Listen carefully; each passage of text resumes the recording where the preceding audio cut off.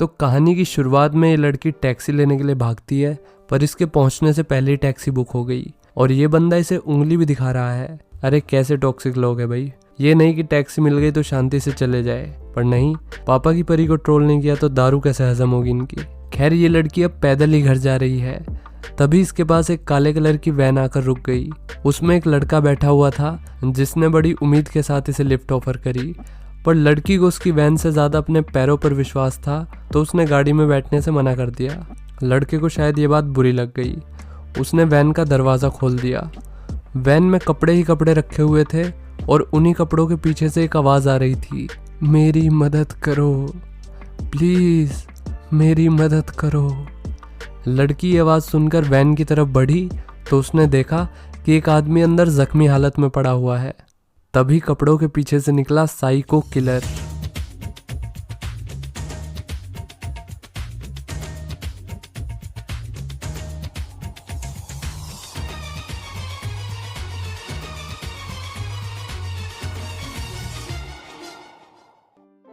तो अब हमें किम दिखाई जाती है जो ना तो सुन सकती है और ना ही बोल सकती है। ये कॉल सेंटर में काम करती है, यहाँ पे ऐसे लोगों के साथ ही कम्युनिकेट करती है जो इसी की तरह सुन नहीं सकते। अरे मोहतरमा इतने गुस्से में क्यों है। ये साइन लैंग्वेज तो हमें भी आती है। दूसरी तरफ चोइसू को दिखाते हैं जो अपने बड़े भाई से नज़र चुरा के ब्लाइंड डेट पर जा रही थी। ब्लाइंड डेट से तो भाऊ को कोई प्रॉब्लम नहीं थी, पर कपड़े ढंग के होने चाहिए। हम तो बड़े प्रोग्रेसिव लोग हैं। इसका भाई खुद सुपरमैन के सगे बाप के सगे ड्राइवर का सोतेला लड़का लग रहा था, फिर भी ये ड्रेस के ऊपर ज्ञान पेल रहा था।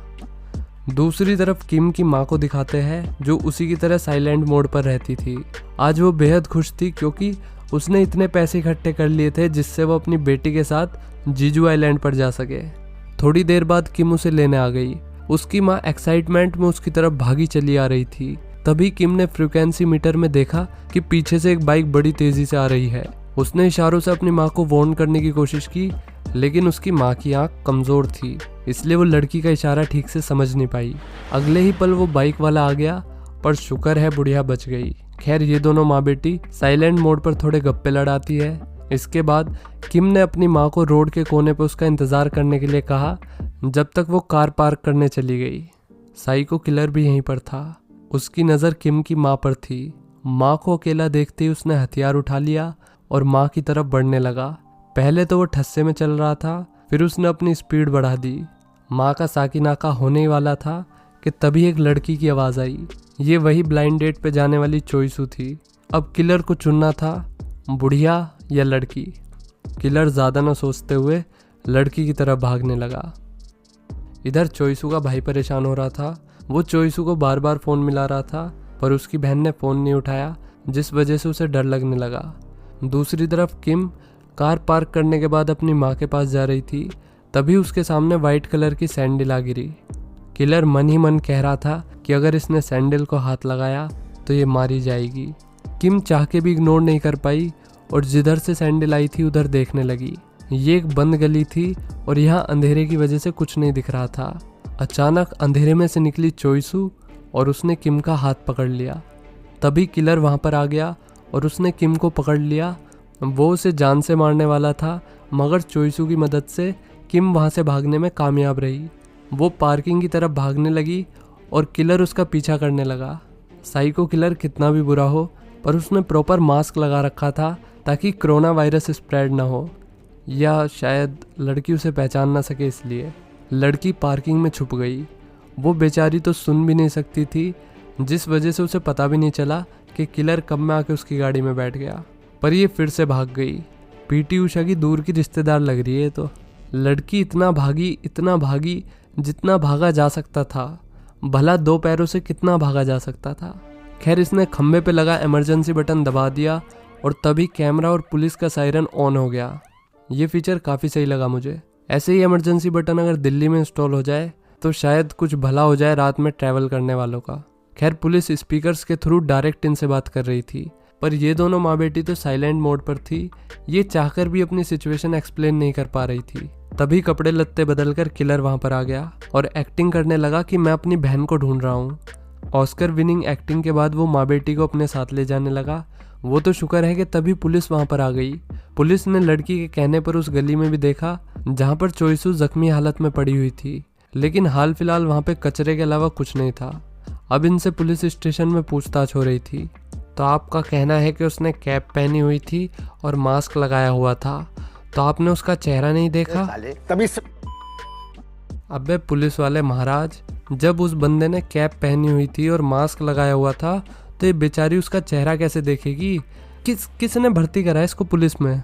तभी एक बुढ़ा किलर से बहस करने लगा। क्या बे कुतरिया, तेरे को दिखता नहीं है कि मैं इधर सो रेला है? ज़्यादा मचमच नहीं करने का, समझा ना? अबे बुढ़े, जाके न्यूज़ देख, तेरी जिंदगी में बस ताज़ा के नाम पर ताज़ा खबर ही बची है। बुढ़ा भी लाइक, बुजुर्गों से बात करने की तमीज़ नहीं है रे तेरे को? एज सिखाया तेरे माँ बाप ने तुझे? अब ये सब सुन के किलर कहाँ चुप बैठने वाला था। उसने बुढ़े को जान से मारने की धमकी दी, जिसके जवाब में बुढ़ा उससे लड़ पड़ा। तभी किलर का फ़ोन गिर गया जिसमें चोइसू की फ़ोटो लगी हुई थी। पुलिस बुढ़े को बाहर ले गई। इसके बाद किलर ने किम का बयान ले लिया, जिसमें किम का एड्रेस भी लिखा हुआ था।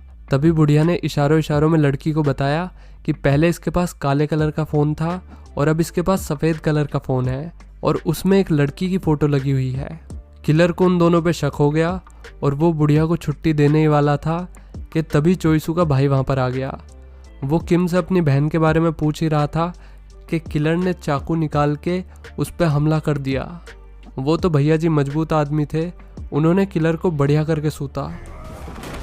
पर साउथ कोरियन पुलिस इतनी बावली है कि उन्होंने किलर को पकड़ने के बजाय उल्टा भैया जी को ही पकड़ लिया। और बावलेपन की हद तो जब हो गई जब पुलिस वाले उसे खुद सिगरेट पिला रहे हैं और उससे माफ़ी भी मांग रहे हैं। बेचारी AIO करती रह गई, पर पुलिस वालों को कुछ भी समझ नहीं आया। अब कहाँ चला गया इसका फ़ोन जिसमें लिख के पुलिस वाले को सच्चाई बता सकती थी? बेचारे भूल गए होंगे, टेंशन बहुत है ना। अब माँ बेटी घर पे अकेली थी। तभी उनका दरवाज़ा बजने लगा। उन्होंने ऐसी लाइट्स लगा रखी थी जो दरवाज़ा बजने पर ब्लिंक होती थी, जिससे उन्हें पता चल सके कि दरवाजे पर कोई है। ये लाइट्स काफ़ी जल्दी जल्दी ब्लिंक हो रही थी, जिसका मतलब कोई तेज़ तेज़ दरवाज़ा बजा रहा था। लड़की हनुमान चालीसा पढ़ते हुए दरवाजे की तरफ बढ़ी। ये तो मोहतरमा निकली जिसके यहाँ किम की माँ काम करती थी। ये यहाँ पर दुकान का सामान लेने आई थी। मोहतरमा और किम की माँ रात के 12 बजे सामान लेके पता नहीं कहाँ जा रहे होते हैं। अब किम घर पे अकेली थी। वो बेचारी अकेले बोर ना हो जाए, इसलिए किलर भी उसके घर पर आ गया। लड़की को एहसास हो गया कि घर में कोई है। उसने इधर उधर नज़र घुमाई पर उसे कोई नहीं दिखा। फिर वो चैटिंग करने बैठ गई और बूम, किलर ठीक उसके पीछे था। ये भाई साहब तो यहाँ पर ऐसे घूम रहे हैं जैसे प्रॉपर्टी के कागजात इसी के नाम पर हो। अब इसने कुल्हाड़ी निकाल ली और पीछे से हमला कर दिया। एक बंदे का निशाना कितना खराब हो सकता है। लड़की भाग के दूसरे रूम में चली गई। उसने भैया जी को भी मैसेज कर दिया। अब किलर कुल्हाड़ी से दरवाजे को तोड़ने लगा। इससे पहले कि किम खिड़की से कूद पाती, किलर ने उसकी चुटिया पकड़ ली। लेकिन लड़की दिखती पतली है, पर उसका वेट इतना ज़्यादा है कि वो उल्टा किलर को ही बाहर की तरफ खींचने लगी। बचने के लिए किलर ने उसे छोड़ दिया। अब इनकी 1600 मीटर की ओलंपिक रेस फिर से शुरू हो गई। इस रेस में भैया जी भी इनका पीछा कर रहे थे। लड़की वाकई में ही PT उषा की दूर की रिश्तेदार है। उसने किलर को भगा भगा के उसके कुत्ते फेल करवा दिए। फाइनली लड़की एक डेड एंड पर आ गई। वो अब फंस चुकी थी। लेकिन वेट, भैया जी भी वहाँ पर पहुँच गए। भैया जी उसको पीटने ही वाले थे कि वो खुद को मारने की धमकी देने लगा। भैया जी रुक क्यों गए? ये तुम्हारी महबूबा थोड़ी है जो इसकी धमकियों से डर रहे हो तुम। अरे मरता है तो मरने दो, धरती पे से कुछ बोझ कम होए। लेकिन नहीं, भैया जी को तो ये जिंदा चाहिए ताकि ये उनकी बहन का पता बता सके। किलर ने भैया जी को एक ऑफर दिया कि या तो तू अपनी बहन को बचा ले या फिर इस लड़की को। ऑब्वियसली अब भैया जी लड़की को बचाएंगे और फिर इसे पीट पीट के अपनी बहन का भी पता निकलवा लेंगे।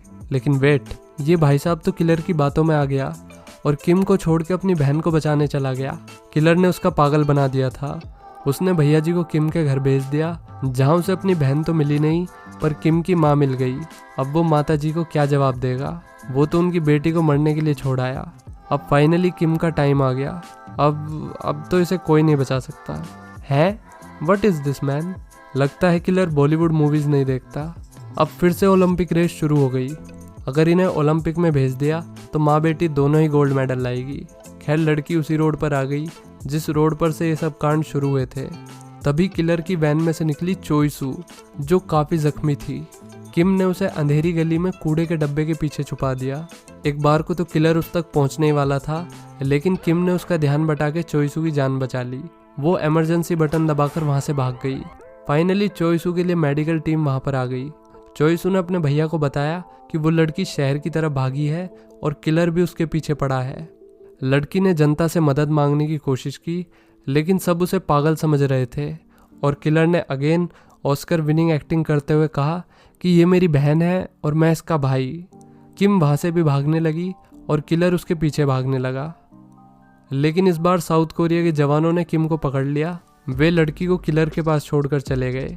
उन्हें लग रहा था कि ये सच में लड़की का भाई है। लड़की ने अपनी भाषा में कहा कि मैं इतनी जल्दी मरना नहीं चाहती, मुझे बहुत कुछ करना है अपनी लाइफ में, बहुत सारी जगह घूमना है। किलर एक बार को तो इमोशनल हो गया, फिर उसे याद आया कि मैं तो मूवी में किलर का रोल कर रहा हूँ। तभी हमेशा परफेक्ट टाइमिंग पे आने वाले भैया जी आ गए।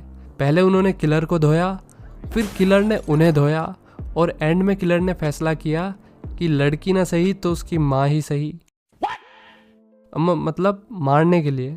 वैसे भी किलर का पहला टारगेट बुढ़िया ही थी, तो वो अब बुढ़िया को पेलने पहुंच गया।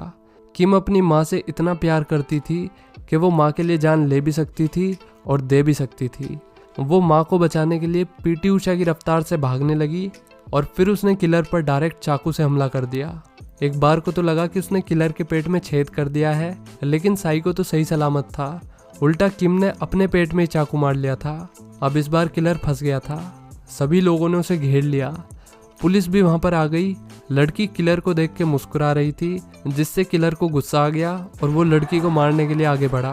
तभी पुलिस ने उसे गोलियों से भून दिया। इसके बाद माँ बेटी और बहन भाई जीजू आइलैंड पर एंजॉय कर रहे थे। इसी के साथ मूवी की हैप्पी एंडिंग हो जाती है।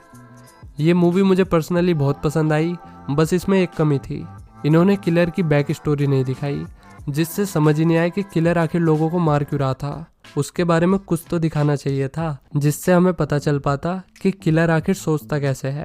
खैर ओवरऑल मूवी बढ़िया थी। तो कमेंट्री कैसी लगी कमेंट करके बताओ और लाइक एंड सब्सक्राइब कर देना। नेक्स्ट वीडियो आएगी 20 फरवरी मंडे रात 9:15 बजे। Till then take care, bye bye.